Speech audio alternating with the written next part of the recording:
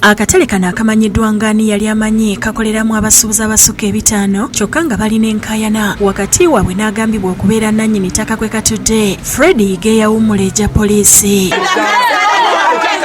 Ende buli ono ali mu katale nti wajja kunoonya amata g'abaana, tewajja kunoonya ntalo. Akatale kano kalina abakulembeze baako ne woofiisi kyokka gye buvuddeko Yiga yaggulawo woofiisi mu katale ke kamu gye yatuuma Gongobe Enterprises n'atandika n'okuwandiisa abasuubuzi ng'agamba tagenderera kubagoba wabula kuzimba katale n'okulaakulanya ettaka lino ekireeseewo okusika omugwa. Akatale kano katonnya, katale konna tekeyagaza, katale ate nga kali mu kibuga ekikula ennyo, Seeta akula nnyo.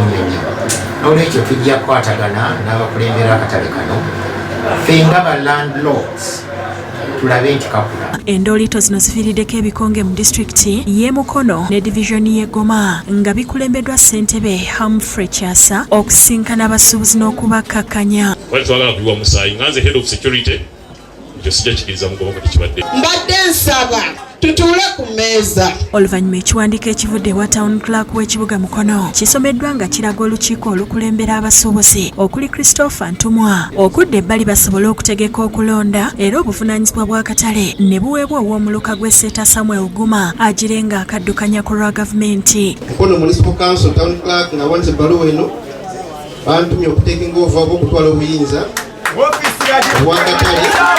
Kino kisanyudde abasuubuzi ababaddewo era woofiisi n'ekwasibwa Goma mu mirembe.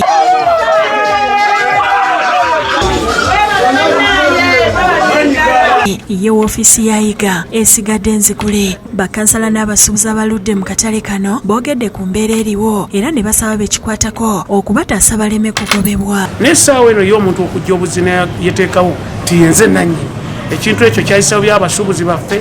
Abantu bangi baweredde abaana akatale ako kaliisa abantu abawera emitwalo 7.